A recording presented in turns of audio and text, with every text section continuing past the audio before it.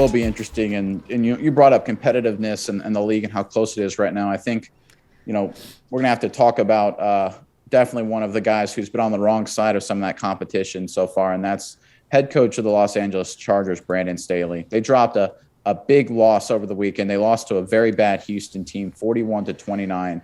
And I think sort of the story here with the Chargers is the fact that they have just been gifted with a level of talent in the NFL, right? They have a generational young quarterback in Justin Herbert.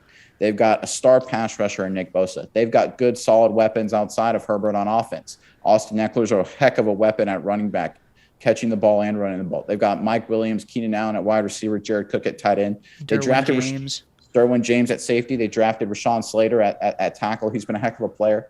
Yet they're sitting here at 8-7, right? And the thing with the Chargers is how many winnable games they've lost. And I think it goes a lot to the head coach. And I'm curious what your thoughts are on here, but I've got two big ones. And, Brandon Staley has been a big analytics guy. He's like, hey, I use a lot of data and research to drive my decision making. And the first one, I think people talk about the fourth down attempts. I think that's important, but there's one other thing I've noticed with this Chargers team that's really kind of taking the cake. So what a lot of research has shown is that giving up big plays on offense is how you, or on defense, the other team gets big plays on you, is how you can lose a lot of games. You want to play a lot of bend, but don't break defense. That's sort of the adage that the data says you should use, the analytics says. So what has Brandon Staley done? He does a lot of two deep safeties, plays a lot of soft coverages, doesn't let teams run the ball, but allows them to run the ball really well. Here's the problem with that. You've got a superstar pass rusher in Nick Bosa. If the other team is just running the ball and throwing quick passes, you're taking the game out of his hands. It's harder for him to make big plays. Second of all, if the other team is running the ball, controlling the clock, guess who keeps that on this? Guess who's on the sideline? Your star quarterback, Justin Herbert, in that high-flying offense. And I think, that side of the analytics and that side of the data that Staley is using, that works if you don't have a potential superstar quarterback and a superstar pass rusher. That makes a lot of sense. But I think Staley is really hurting the team here. Not so much with the fourth downs. That's a whole nother topic that we can talk about. But some of his other decision-making that he's kind of not thinking about what is the real strength of his team a little bit and playing against their strengths. I'm curious what your thoughts are on Brandon Staley. Yeah, I like data and analytics. I like the analytical play calling, except when it bites you on 2-point conversion attempts. That kind of sucks. But I do like data and analytics. But I think, like you said, a key thing here is data and analytics and play calling and looking at this data-driven play calling. It is a measurement of an average across the league, like on average, how many times this work, average. When you have an above average piece, you have to take that into account against the averages. Okay, on average, on third down, it's best to run this play, or it's best to, on average, let them run the ball this. Well, on average, you don't have Joey Bosa and you don't have Derwin James. You need to put those pieces into play because they are above average. They're above the averages, and you need to let those guys shine. Like, on average, you don't have Austin Eckler's or Justin Herbert's, Keenan Allen, Mike Williams, Rashawn Slater's. Those guys are all who I would consider to be above average. You can't... I see this because Baltimore is very reliant on analytics as well, and it has worked for them, but it also has not worked for them in the last few games that I have seen.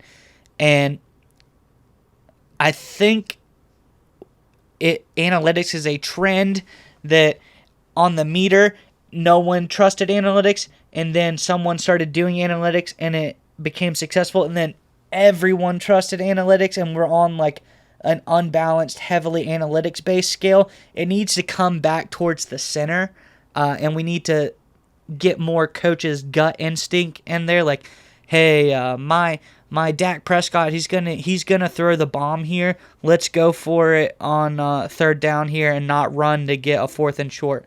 So coaches have to coach, and coaches have to trust their gut. You can't just be like, I think it's almost sort of like a cop-out when you're like, oh, I was just going by the analytics. I was going to trust the numbers. That's why it did. The numbers said it would work, but it didn't work.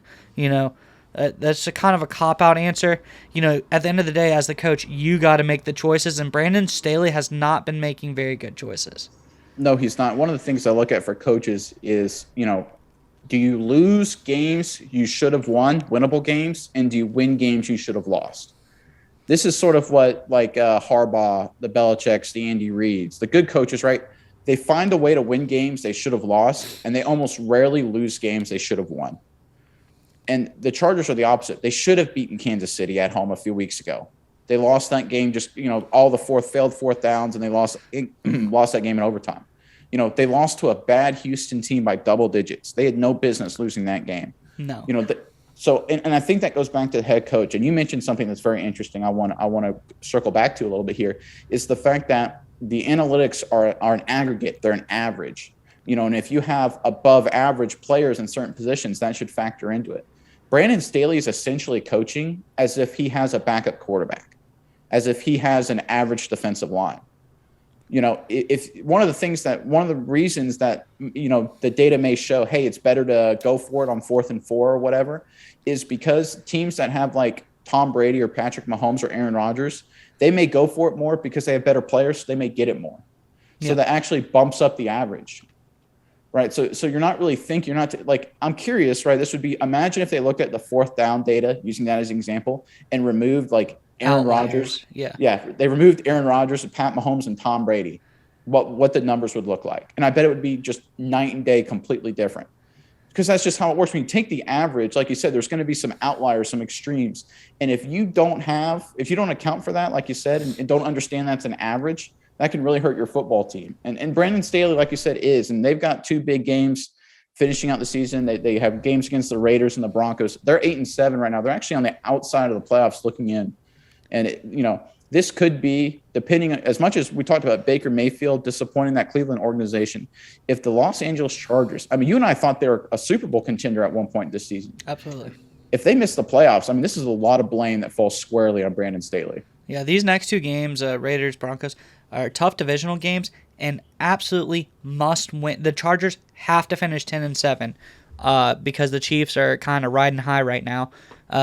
You gotta finish 10-7 to have a chance to sneak into the playoffs. And I think if Staley, I think he needs to seriously reconsider his coaching style and some of his decisions if they do not make it into the playoff this year. I think he needs to reconsider them anyways, but if they don't make it into the playoffs this year, I think his job is going to be on the line next year if he continues coaching the way that he is coaching.